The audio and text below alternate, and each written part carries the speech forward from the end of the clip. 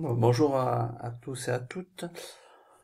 Donc, je vais vous partager mon expérience de la classe virtuelle, en particulier en ajoutant donc le partage d'écran et utiliser un logiciel de tableau numérique pour mettre en place mes séquences avec les élèves donc à distance.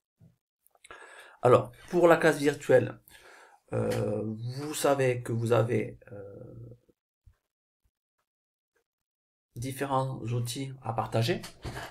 Donc en particulier, on peut partager ce qu'on appelle le tableau vide. Donc les élèves voient ce tableau blanc et on peut sur ce tableau blanc donc écrire. Donc ce qui n'est pas très facile avec la souris, mais si vous avez une tablette, on peut très bien utiliser donc une tablette.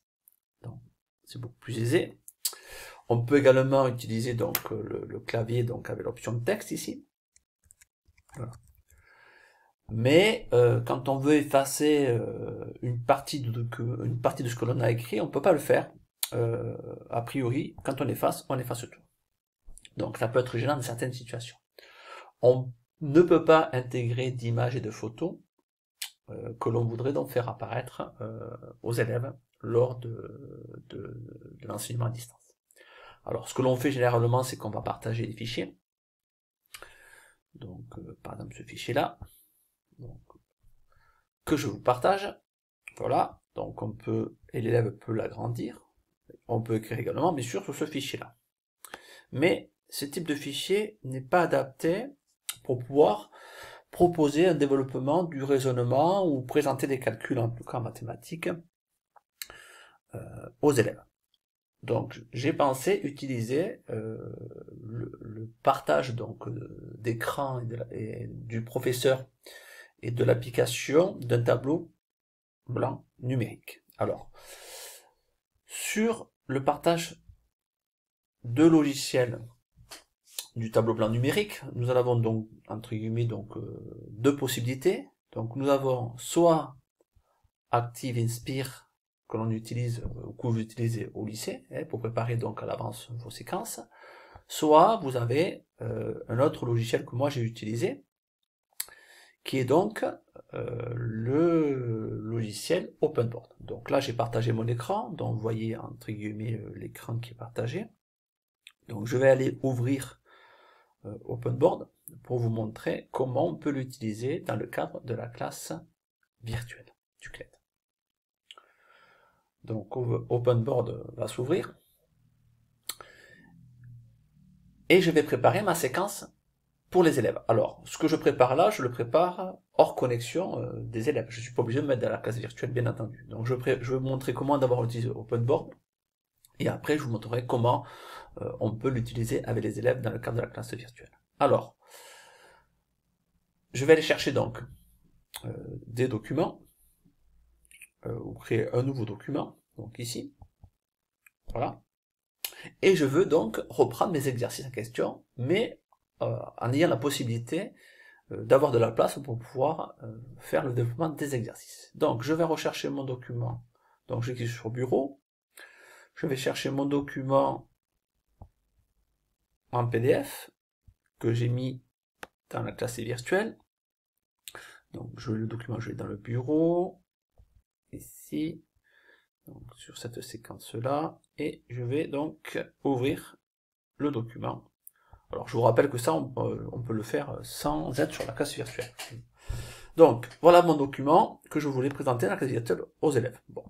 Alors, dans OpenBoard, je vais présenter différemment l'exercice. Alors, je prends par exemple cet exercice-là. Donc, je fais un copier, donc avec ici un outil de copie coller une image, donc que j'intègre à mon document. Donc voilà. Donc sur ma première diapositive. Donc ensuite, je retourne sur le bureau et je fais la même chose pour, par exemple, une question.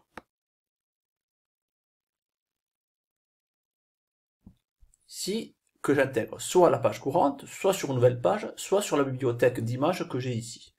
Donc, je vais la mettre sur la première page, et je vais donc avoir ici mon document de prêt pour développer, par exemple, cette question-là.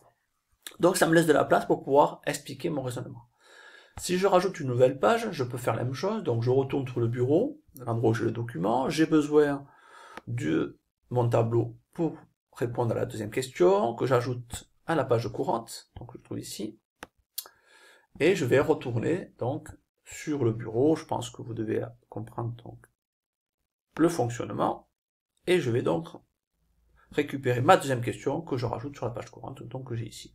Je clique dessus, je déplace, et que je peux agrandir ou diminuer comme vous le souhaitez. Donc voilà. Donc une fois que j'ai fait ce travail-là,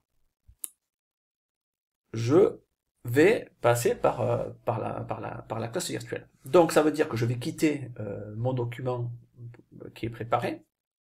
Donc voilà. Je quitte donc le PDF et je rouvre la classe virtuelle. Bon, je vais pas le refaire, mais j'y suis déjà. Je rouvre la classe virtuelle. Je partage l'application. Je vais ouvrir. Donc là, les élèves sont présents, ils m'entendent. Et je vais aller chercher, en l'occurrence, donc mon document en ouvrant OpenBoard. Donc les élèves voient mon écran, voient ce que je fais et m'entendent en même temps. Donc voilà, donc ici, là, maintenant je suis en classe virtuelle. Je vais chercher le document que je viens de créer, donc qui doit être celui-ci.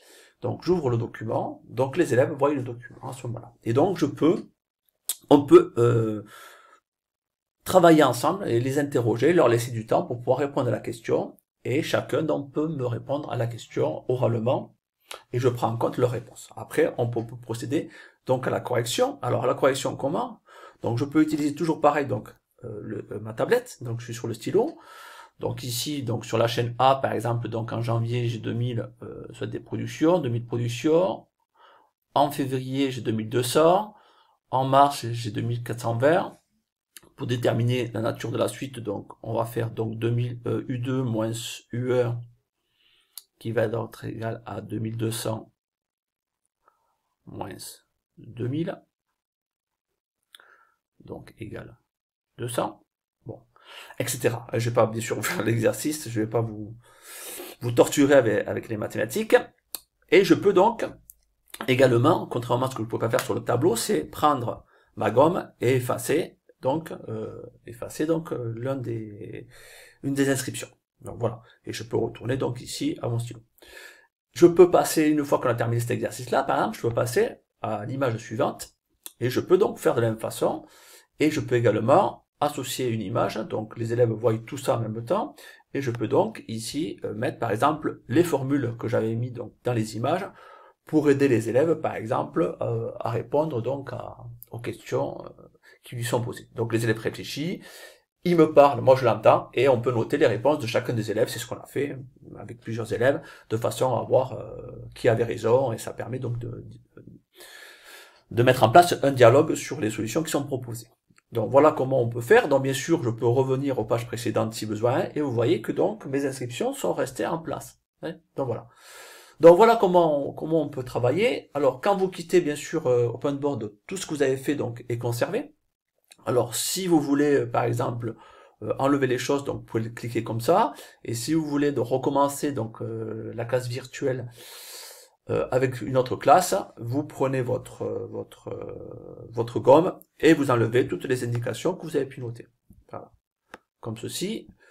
Si on veut écrire bien sûr, pour ceux qui n'ont pas donc de tablette, de stylo, on peut très bien écrire donc avec ici le clavier. Donc comme j'ai écrit ici avec le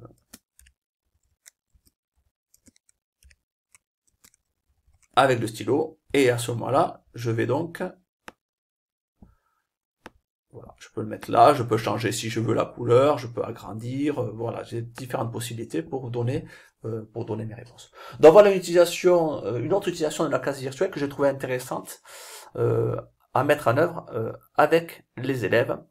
Alors jamais plus de 4-5 élèves quand même, puisque là il y a une interactivité assez importante, de façon à prendre en compte la parole de chacune. Donc ça a permis en tout cas de débloquer pas mal de situations, parce que les écrits, surtout en mathématiques, ont leurs limites pour donner des explications sur le raisonnement de calcul et le raisonnement du développement que l'on met en place pour répondre à une question. Donc voilà un partage de pratique du tableau numérique que l'on peut mettre en place avec la classe virtuelle. Donc je vous encourage, si vous le souhaitez, donc à le mettre en œuvre, et je suis bien sûr à votre disposition pour vous donner des explications complémentaires, en particulier sur l'utilisation du logiciel OpenBoard qui est assez intuitif. Donc bon courage à vous toutes et à vous tous, et restez bien confinés, je crois que c'est important. À très vite, j'espère quand même.